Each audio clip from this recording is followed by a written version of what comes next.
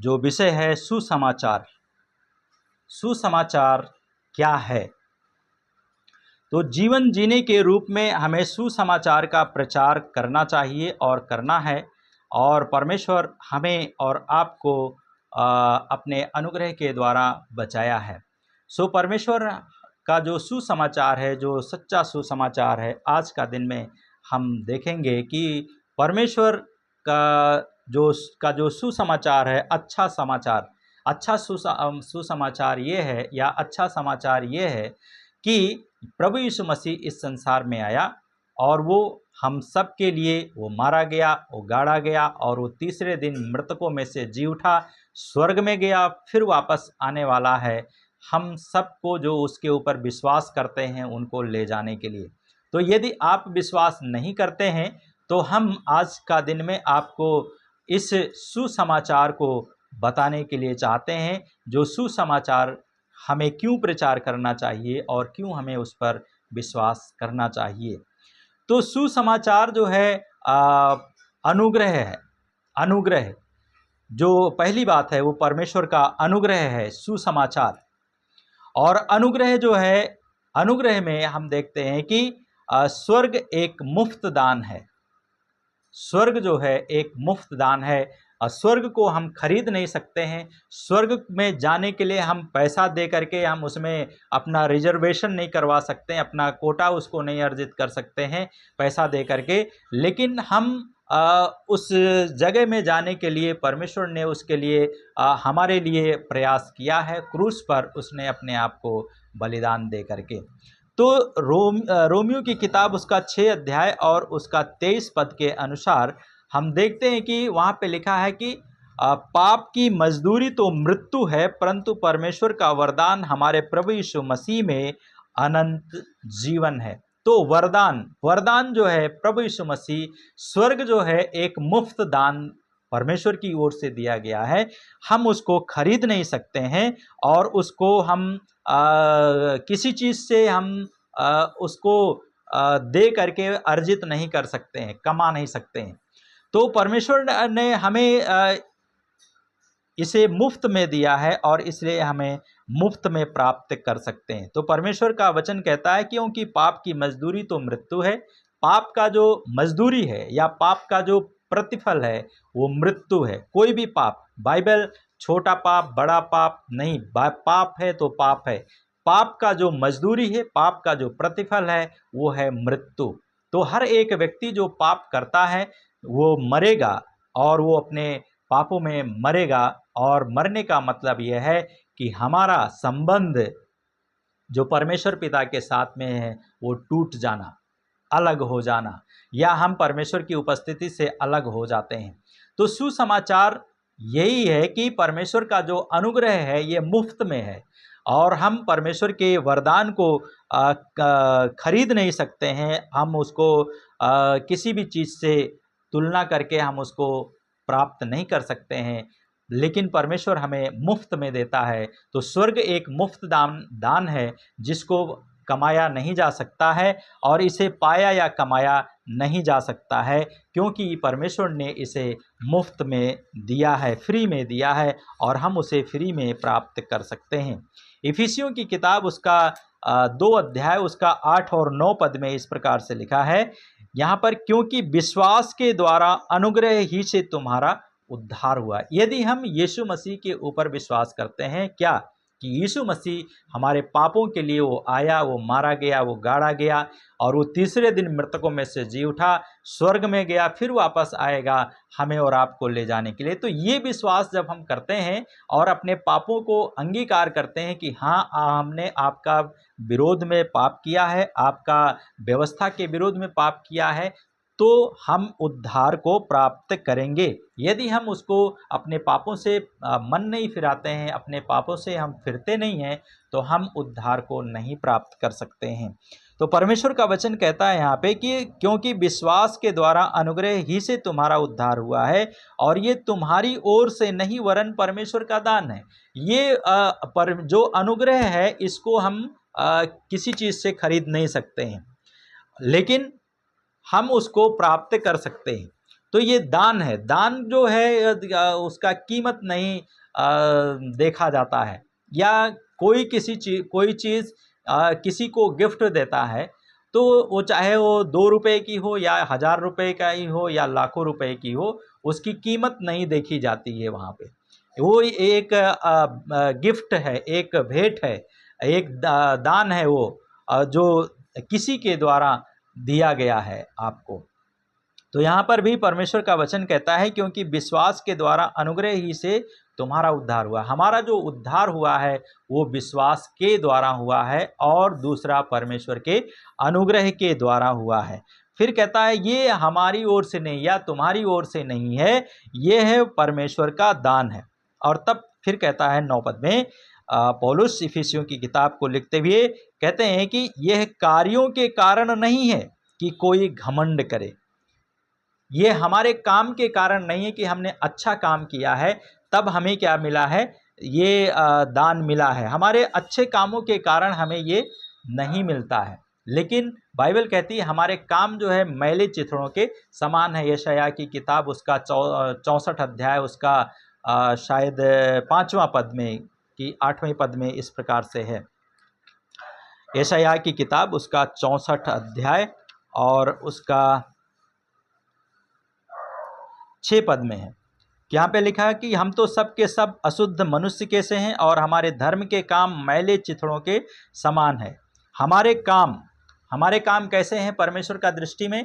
किसी भी व्यक्ति का काम परमेश्वर का दृष्टि में अच्छा नहीं है, और परमेश्वर का दृष्टि में हमारे काम जो है मैले चिथड़ों के समान है। जिस प्रकार से हमारे घर में कपड़े फट जाते हैं तो हम उसको किसी बॉक्स में नहीं रखते हैं।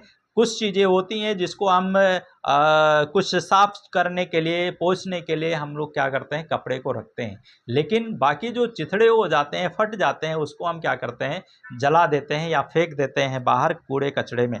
तो यहाँ पे परमेश्वर का वचन कहता है कि हमारे धर्म के काम, दान करना, पुण्य करना और व्रत करना और जो धार्मिक कार्य हैं उसको करना परमेश्वर का दृष्टि में, परमेश्वर का वचन कहता है कि मैले चिथड़ों के समान है। फिर कहता है हम सब के सब पत्ते के समान मुरझा जाते हैं और हमारे अधर्म के काम हमें वायु के समान उड़ा ले जाते हैं। हमारे जो अधर्म के काम है वो हमें उड़ा ले जाते हैं। और फिर कहता है हमको हमारे अधर्म के बस में छोड़ दिया जाता है। तो हमें और आप, हमारे जो धर्म के काम है वो मैले चिथड़ों के समान है, और इसलिए हम अपने कामों के अनुसार हम परमेश्वर के स्वर्ग में नहीं जा सकते हैं। तो स्वर्ग एक मुफ्त दान है जो परमेश्वर के अनुग्रह के द्वारा हमें दिया गया है, और हम परमेश्वर के अनुग्रह के द्वारा हम स्वर्ग को प्राप्त कर सकते हैं। स्वर्ग को कोई खरीद नहीं सकता है और ना उसे कमाया जा सकता है, लेकिन ये परमेश्वर की ओर से मुफ्त दान है। दूसरा जो सुसमाचार है वो ये है कि मनुष्य जो है वो पापी है। मनुष्य का जो स्थिति है वो क्या है, पापी है। मनुष्य कोई भी ऐसा व्यक्ति नहीं है जो पाप ना किया हो, और हर एक व्यक्ति जो है पाप करता है और पाप की संतान है। और इसलिए पाप करने वाला व्यक्ति अपने पाप से छुटकारे की प्रतीक्षा करता है। और कुछ लोग करते हैं, सब लोग नहीं। जिसकी आत्मिक आंखें खुली हैं वे ही क्या करते हैं, अपने पाप से छुटकारे की प्रतीक्षा करते हैं। यदि हमारी आंखें खुली नहीं हैं तो हम अपने पाप से छुटकारे की प्रतीक्षा नहीं करते हैं। एक मंत्र है, और वो मंत्र इस प्रकार से है कि पापोहम पापात्मा, पाप कर्माहम पापात्मा, पाप संभवः त्राहि माम पुंडरीकाक्ष सर्व पाप हरो हरि। मतलब इसका ये है कि हे प्रभु, हमने पाप किया है, हमारी उत्पत्ति पाप से हुई है, हम पाप कर रहे हैं और भविष्य में भी पाप करते रहेंगे। हे परमेश्वर, हमारे पापों से हमारी रक्षा कीजिए। तो मनुष्य जो है जन्म से ही पापी है, और वो ये प्रार्थना भी की जाती है, और ये प्रार्थना सब लोग करते हैं, कई एक लोग करते हैं। और इसलिए हमें भी अपने पाप से बचने के लिए, हमें पाप से छुड़ाने के लिए परमेश्वर ने प्रबंध किया, आगे हम देखेंगे। लेकिन मनुष्य की जो स्थिति है वो पाप है, पाप में उसका जन्म होता है। तुलसीदास जी भी, आदरणीय तुलसीदास जी भी कहते हैं, तुलसी या जग आय के कौन भयो समरथ, कंचन पे कुचन किन न पसारो हाथ। अर्थात तुलसीदास भी कहते हैं कि इस संसार में आकर के हमने कौन सा बड़ा काम किया है, किसने जो है सुंदरता के ऊपर किसने कुदृष्टि को नहीं डाला या अपने हाथ को नहीं उसके ऊपर लगाया। फिर तुलसीदास जी कहते हैं एक जगह में, जो महान कवि हैं, उन्होंने कहा, काम क्रोध मद लोभ की जबलों मन में खान, तबलो पंडित मूर्ख हो तुलसी एक समान। तो जिसके अंदर काम की वासना है, वो जो है काम से जो वासना से संबंध है, और ये पाप है, और ये हर एक व्यक्ति के अंदर पाया जाता है, स्त्री पुरुष के अंदर। तो ये काम जो है, काम वासना जो विवाह के बाद में पुरुष और स्त्री एक साथ में अपने संबंध को स्थापित करते हैं, तो आदरणीय तुलसीदास जी कहते हैं, जिसके अंदर काम की वासना है वो मूर्ख के समान है। क्रोध है और मद है, मतवालापन है। जो मद जो है दो प्रकार से होता है, एक जो है शराब पी करके लोग मतवाले होते हैं, एक धन संपत्ति बढ़ जाती है तो उसके द्वारा मतवाले होते हैं, और लोभ, लालच की बात की जाती है। अगर लालच है तो ये चार बातें हैं अगर मनुष्य के अंदर है, तो तुलसीदास जी कहते हैं जब तक उसके मन में है तब तक वो क्या है, चाहे वो पंडित हो चाहे मूर्ख हो, दोनों एक समान है। और गुरु ग्रंथ साहिब में भी कहा गया है, हूँ पापी पतित परम पाखंडी, तू निर्मल निरंकारी। हे परमेश्वर, मैं पापी हूँ लेकिन तू पवित्र है और तू निर्मल है। और हम इसलिए जो पाप का जो फल है वो नरक है, और पाप का जो फल से हमें बचाने के लिए परमेश्वर इस संसार में आया। तो अशुद्धा परम पापम शुद्धा परम परमोचनी। अविश्वासी होना पापी है, लेकिन विश्वासी आपके पाप को मिटा देगा। अविश्वासी होना पापी है, लेकिन अगर हम विश्वासी बन जाते हैं, परमेश्वर के ऊपर भरोसा करते हैं, तो हम विश्वास जो है हमारे पाप को मिटा देता है। तो इसलिए समस्या है, मनुष्य के पास में समस्या है कि वो एक पापी मनुष्य है। बाइबल भी कहती है रोमियो 3:23 में कि सबने पाप किया और परमेश्वर की महिमा से वंचित है। तो हर एक व्यक्ति ने पाप किया है, और पाप करने के कारण वो परमेश्वर से अलग हो गया है, दूर हो गया है। जब प्रथम मनुष्य ने, आदम और हवा ने पाप किया, गलती की, और परमेश्वर की आज्ञा का उल्लंघन किया। पाप जो है, परमेश्वर की आज्ञा का उल्लंघन करना ही पाप है। तो परमेश्वर की आज्ञा का उन्होंने उल्लंघन किया, और तब जब जो परमेश्वर रोज उनसे मिलने के लिए आते थे, वो उस दिन से परमेश्वर और मनुष्य में दूरी हो गई, और परमेश्वर ने उनको उस अदन के बगीचे से भी निकाल दिया। तो मनुष्य पापी है और जन्म से पापी है। बाइबल भी कहती है कि मनुष्य जो है माँ का गर्भ में जब जाता है तो वो पाप के साथ माँ के गर्भ में जाता है और पाप में उत्पन्न होता है। और इसलिए हमें मनुष्य को जब तक अपने पापी होने का स्वभाव मालूम नहीं होता है, तब तक वो अपने आप को बचाने के लिए नहीं सोचता है। तो मनुष्य पापी है और स्वयं को बचा नहीं सकता है। मत्ती उसका 5 अध्याय उसका 48 पद में जब हम पढ़ते हैं तो वहाँ पे इस प्रकार से लिखा है यहाँ पे कि अतः तुम सिद्ध बनो जैसा तुम्हारा स्वर्गीय पिता सिद्ध है। तो कोई भी सिद्ध नहीं है, केवल परमेश्वर सिद्ध है, और हमें और आपको सिद्ध बनने की आवश्यकता है, और हमें सिद्ध बनने के लिए परमेश्वर ने बुलाया है। और यहाँ पे परमेश्वर कहता है कि अतः तुम सिद्ध बनो जैसा तुम्हारा स्वर्गीय पिता सिद्ध है। परमेश्वर पिता जो है, स्वर्गीय जो पिता है, सिद्ध परमेश्वर है, और हमें सिद्ध बनने की आवश्यकता है। प्रभु यीशु मसीह भी हमारा सिद्ध है, और वो सिद्ध होने के कारण, पवित्र होने के कारण हमसे और आपसे मांग करता है कि हम परमेश्वर में सिद्ध बने, पवित्र बने, निर्मल बने, ताकि हम पाप से बच जाएं। तो सुसमाचार जो है वो ये है, अनुग्रह जो है अनुग्रह हमें बचाता है, और मनुष्य जो है पापी है वो स्वयं को बचा नहीं सकता है, और पापी होने के कारण वो स्वयं को बचा नहीं सकता है। लेकिन तीसरी बात है परमेश्वर। परमेश्वर ने क्या किया, या परमेश्वर क्या है? तो परमेश्वर जो है दयालु है, इसलिए वो हमें दंड नहीं देना चाहता है। परमेश्वर जो है दयालु परमेश्वर है, और इसलिए वो हमें दंड नहीं देना चाहता है। और उसके लिए हम पढ़ेंगे पहला यूहन्ना का किताब, उसका 4 अध्याय और उसका 8 पद। पहला यूहन्ना का किताब, उसका 4था अध्याय और उसका 8वां पद। यहाँ पे इस प्रकार से लिखा है, वह जो प्रेम नहीं करता परमेश्वर को नहीं जानता, क्योंकि परमेश्वर प्रेम है। परमेश्वर जो है प्रेम है, और यदि हम परमेश्वर को नहीं जानते हैं तो हम परमेश्वर को नहीं पहचान सकते हैं, क्योंकि परमेश्वर प्रेम है। यदि हम प्रेम नहीं करते हैं तो हम परमेश्वर को नहीं पहचान सकते हैं। तो परमेश्वर दयालु परमेश्वर है, वो न्यायी परमेश्वर, दयालु परमेश्वर, दया करने वाला परमेश्वर है, और हमारे ऊपर और आपके ऊपर दया करता है। इसलिए प्रभु यीशु मसीह इस संसार में आया, और दयालु बनने के कारण क्रूस पर प्रभु यीशु मसीह ने अपने आप को बलिदान कर दिया। हमें बलिदान होना चाहिए था, हमें पाप की सज़ा मिलनी चाहिए थी, लेकिन हमारी और आपकी सज़ा और समस्त संसार के लोगों की सज़ा को प्रभु यीशु मसीह ने प्रेम के कारण अपनी दया को प्रकट किया, और दया को प्रकट करने के कारण क्रूस पर प्रभु यीशु मसीह बलिदान हुआ।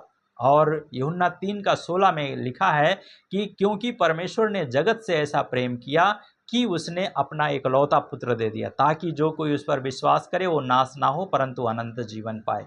और आगे लिखा है 17 पद में कि परमेश्वर ने अपने पुत्र को जगत में इसलिए नहीं भेजा कि जगत पर दंड की आज्ञा हो, परंतु जगत उसके द्वारा उद्धार को प्राप्त करे। तो प्रभु यीशु मसीह जो परमेश्वर है वो दयालु है, और उसने दया के करने के कारण प्रभु यीशु मसीह को भेजा, और यीशु मसीह हम सब के लिए वो बलिदान हुआ। अब परमेश्वर दयालु है, लेकिन एक परमेश्वर होने के कारण वो न्यायी भी है, इसलिए वो पाप का दंड क्या करता है, देता है, और वो पाप का दंड को देना चाहता है। और इसलिए परमेश्वर जो पाप करता है उसको दंड देता है परमेश्वर। निर्गमन की किताब, उसका 34 अध्याय और उसका 7 पद, यहाँ पे इस प्रकार से लिखा है, हजारों पर करुणा करने वाला, 6 पद से मैं पढ़ूंगा। यहाँ पे लिखा है कि उस समय यहोवा उसके आगे आगे ये प्रचार करता हुआ चला, यहोवा परमेश्वर दयालु और अनुग्रहकारी, कोप करने में धीमा और करुणा तथा सत्य से भरपूर है। 7 पद में लिखा है, हजारों पर करुणा करने वाला, अधर्म, अपराध और पाप क्षमा करने वाला, हमारे अधर्म को, हमारे पाप को क्षमा करने वाला परमेश्वर है। और फिर कहता है, फिर भी दोषी को वह किसी भी प्रकार दंड दिए बिना नहीं छोड़ेगा। दोषी को, अगर हम दोषी हैं तो परमेश्वर हमें दंड दिए बिना नहीं छोड़ेगा। लेकिन आगे वो कहता है, वह तो पूर्वजों के अधर्म का दंड उनके बेटों और पोतों वरन पर पोतों को भी देने वाला है। तो परमेश्वर यहाँ पे हम देखते हैं कि परमेश्वर जो है वो दंड देता है, और वो न्यायी परमेश्वर है, इसलिए न्याय को प्रकट करता है। तो पाप का जो है वो दंड परमेश्वर देता है, लेकिन अपनी दया के कारण और प्रभु यीशु मसीह के क्रूस पर बलिदान होने के कारण परमेश्वर हमारे पापों को क्षमा करने वाला परमेश्वर है, और वो क्षमा करता है, क्योंकि यहाँ पे लिखा है, हजारों पर करुणा करने वाला, अधर्म और अपराध और पाप क्षमा करने वाला परमेश्वर है।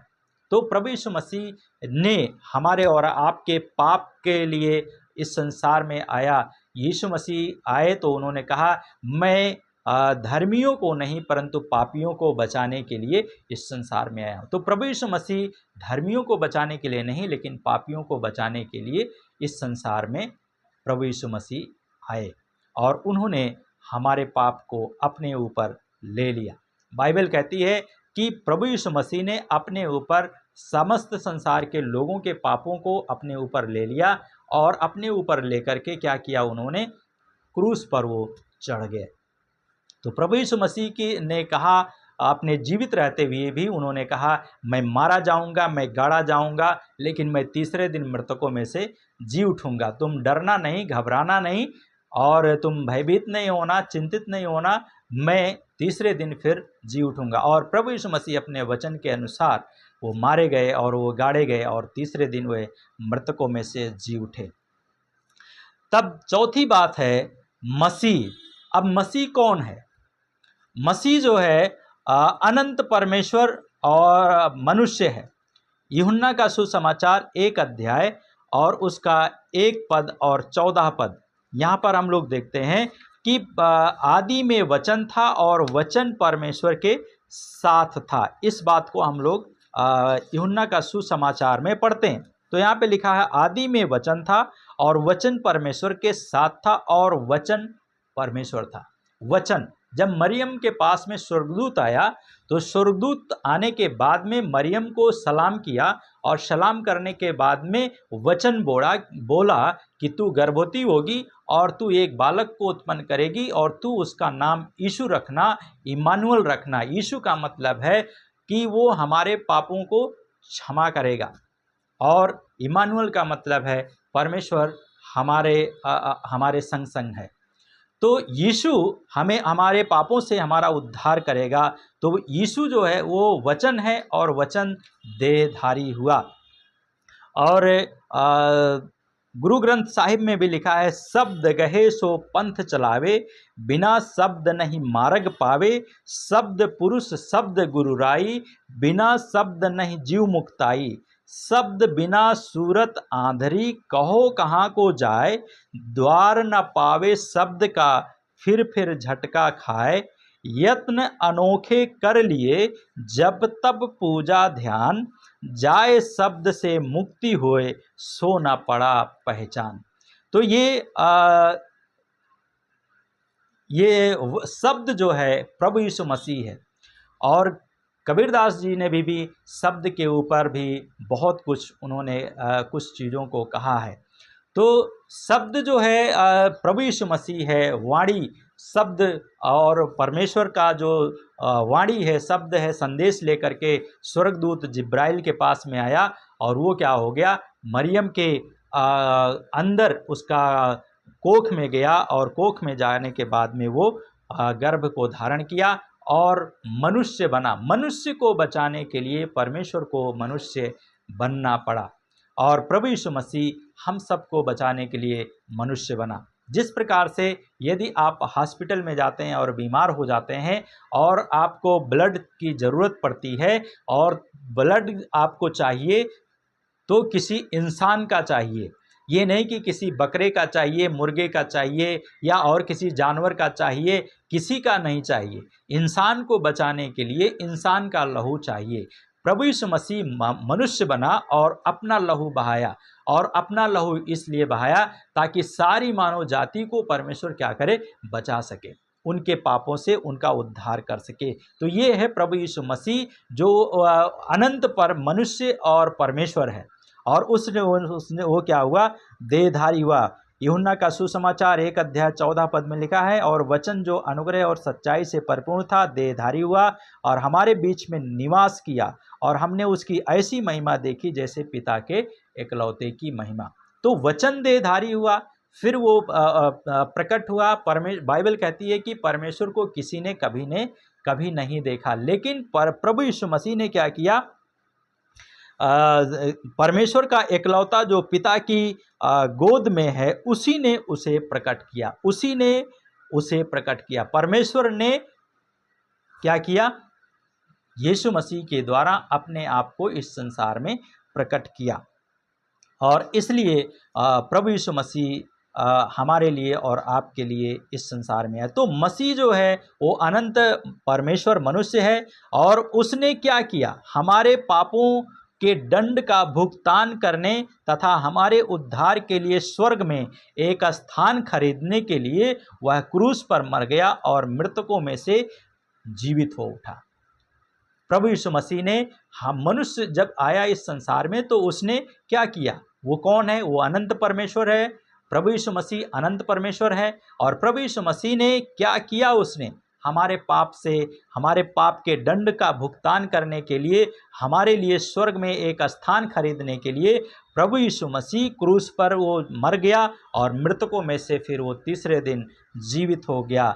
ये है प्रभु यीशु मसीह का जीवन जो उसने हमारे लिए और आपके लिए जिया। यशायाह की किताब उसका 53 अध्याय उसका 6 पद में इस प्रकार से लिखा है, हम तो सबके सब भेड़ों के समान भटक गए थे और हम में से प्रत्येक ने अपना अपना मार्ग लिया। आज भी लोग क्या है, बहुत सारे लोग भटके हुए हैं जो मसीह को नहीं जानते, उसके रास्ते पे नहीं चलते हैं, उसकी बातों को नहीं मानते हैं, वे भटके हुए हैं। ये बाइबल कहती है, मैं नहीं कहता।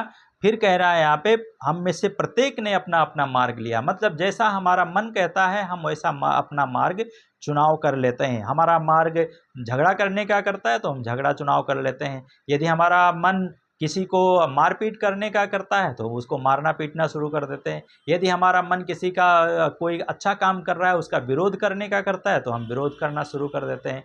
तो हमारा मन जैसा कहता है कि हम वैसा काम करते हैं, वैसा अपना मार्ग अपना लेते हैं। लेकिन आगे लिखा, परंतु यहोवा ने, परमेश्वर ने हम सब के अधर्म का बोझ उसी पर अर्थात यीशु मसीह के ऊपर लाद दिया। तो ये 53 जो अध्याय है वो प्रभु यीशु मसीह के दुख के बारे में वर्णन करता है जो प्रभु यीशु मसीह ने सहा। यीशु मसीह के जन्म से 700 वर्ष पूर्व, 750 वर्ष पूर्व इस किताब को लिखी गई थी और ये भविष्यवाणी की गई थी यशायाह नबी के द्वारा। तो यीशु मसीह ने हमारे लिए ये काम किया। और तब इसके बाद में सुसमाचार, 5वीं बात है विश्वास। विश्वास क्या नहीं है? मात्र बुद्धि का ज्ञान नहीं है और मात्र अस्थायी विश्वास नहीं है। तो विश्वास जो है केवल बुद्धि से हम स्वीकार करने वाले नहीं हैं, लेकिन विश्वास जो है एक अस्थायी भी विश्वास, मात्र अस्थायी विश्वास भी नहीं है। लेकिन विश्वास क्या है उसके बारे में हम लोग यहाँ पर देखने के जा रहे हैं। याकूब की किताब उसका 2 अध्याय उसका 19 पद में इस प्रकार से बाइबल यहाँ पर हमें बताती है, कहती है, तुम्हारा विश्वास है कि परमेश्वर एक ही है तो तुम ठीक करते हो। बाइबल कहती है कि तुम्हारा विश्वास है कि परमेश्वर एक ही है तो तुम ठीक करते हो। दुष्ट आत्माएं भी विश्वास करती और थरथराती हैं। तो विश्वास जो है क्या नहीं है, केवल बुद्धि का और ज्ञान नहीं है या मात्र अस्थायी विश्वास नहीं है, लेकिन विश्वास जो है अस्थाई है। और इसलिए केवल हम ये विश्वास करते हैं कि परमेश्वर है, ठीक है, दुष्ट आत्मा भी विश्वास करती है। और विश्वास क्या है उसके बारे में हम लोग देखेंगे। तो विश्वास जो है क्या है? अनंत जीवन पाने के लिए केवल यीशु मसीह में विश्वास करना। अनंत जीवन पाने के लिए केवल यीशु मसीह में विश्वास करना। प्रेरितों के काम उसका 4 अध्याय उसका 12 पद में लिखा है कि स्वर्ग के नीचे और इस पृथ्वी के ऊपर कोई दूसरा नाम नहीं दिया गया जिसके द्वारा हम उद्धार को प्राप्त कर सकें। तो उद्धार को प्राप्त करने के लिए केवल एक नाम दिया गया है और वो है प्रभु यीशु मसीह का नाम। और फिलिपियों की किताब उसका 2 अध्याय और उसका 9 पद में लिखा है कि इस कारण परमेश्वर ने उसको अति महान भी किया और उसको वो नाम प्रदान किया जो सब नामों में श्रेष्ठ है। तब 10 पद में लिखा है कि यीशु के नाम पर प्रत्येक घुटना टिके, चाहे वो स्वर्ग में हो या पृथ्वी पर हो या पृथ्वी के नीचे हो। तब 11 पद में लिखा है और परमेश्वर पिता की महिमा के लिए प्रत्येक जीभ अंगीकार करे कि यीशु मसीह ही प्रभु है। तो हमें यीशु मसीह ही प्रभु है, उसको जब हम स्वीकार करते हैं तब हम उद्धार को प्राप्त करते हैं। प्रेरितों के काम 16 अध्याय और उसका 31 पद में हम लोग पढ़ते हैं। यहाँ पर लिखा है कि उन्होंने कहा, प्रभु यीशु मसीह पर विश्वास कर तो तू और तेरा घराना उद्धार पाएगा। अर्थात विश्वास करने के लिए हमें यीशु के ऊपर विश्वास करना है। क्या विश्वास करना है? हमें ये विश्वास करना है कि प्रभु यीशु मसीह स्वर्ग को छोड़कर इस धरती पर कुंवारी मरियम के द्वारा उत्पन्न हुआ और वो 33.5 साल इस संसार में रहा।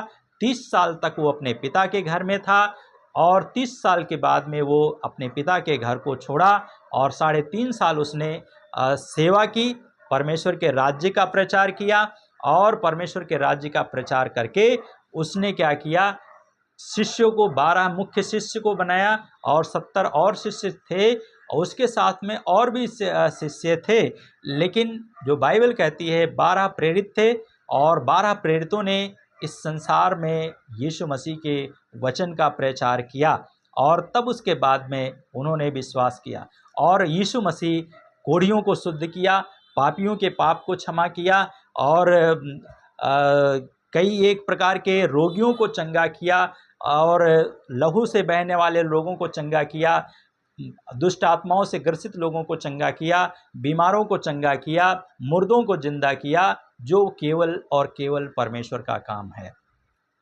और ये बात जब हम विश्वास करते हैं और ये भी विश्वास करते हैं कि यीशु हमारे पापों के लिए वो मारा गया, वो गाड़ा गया और वो तीसरे दिन मृतकों में से जी उठा और वो जी उठकर स्वर्ग में गया और स्वर्ग में विराजमान है, तो हम जब इस बात को क्या करते हैं, अंगीकार करते हैं और तब हम उद्धार को प्राप्त करते हैं।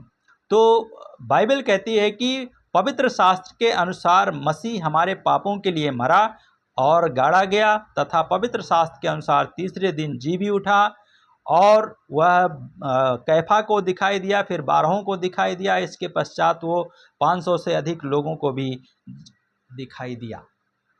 तो ये हम जब विश्वास करते हैं कि यीशु मसीह हमारे पाप के लिए वो मारा गया, गाड़ा गया और तीसरे दिन मृतकों में से जी उठा, तो हम उद्धार को प्राप्त करते हैं और अपने जीभ से अंगीकार करते हैं, उसको प्रभु और स्वामी करके स्वीकार करते हैं, तो हम उद्धार को प्राप्त करते हैं और हमें यीशु को इस संसार में रहते हुए स्वीकार करना। उद्धार इसी जीवन में है, मरने के बाद में मोक्ष नहीं है।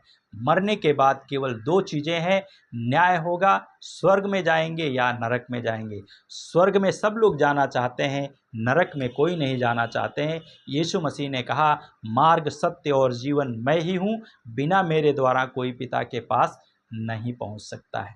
तो यीशु मसीह हमारे लिए मार्ग है स्वर्ग में जाने के लिए और हम यीशु मसीह के द्वारा, उसके ऊपर विश्वास करने के द्वारा, उसको अपना स्वामी और प्रभु बनाने के द्वारा हम स्वर्ग में जा सकते हैं।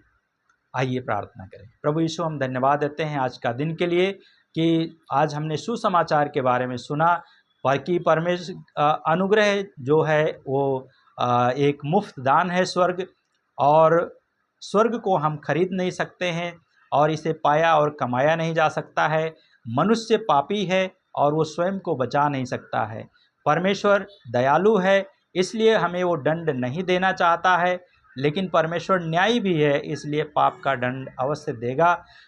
यीशु मसीह ने क्या किया, वो कौन है? वो अनंत परमेश्वर है और मसीह ने क्या किया, हमारे पापों के दंड का भुगतान करने तथा हमारे लिए स्वर्ग में एक स्थान खरीदने के लिए वह क्रूस पर मर गया और मृतकों में से जी उठा।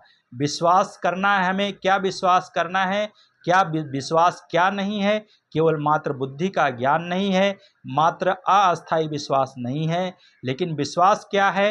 अनंत जीवन पाने के लिए केवल और केवल यीशु मसीह में विश्वास करके उसको अपने जीवन का प्रभु और उद्धारकर्ता स्वीकार करना, ये हमारे लिए आवश्यक है। परमेश्वर आप सहायता करें ताकि हम आपको उद्धारकर्ता अपने जीवन में स्वीकार करके आपसे आशीष को प्राप्त कर सकें। परमेश्वर आप सहायता करें। धन्यवाद साथ प्रार्थना यीशु के नाम से मांगते हैं, आमीन। परमेश्वर आप सबको आशीष दे।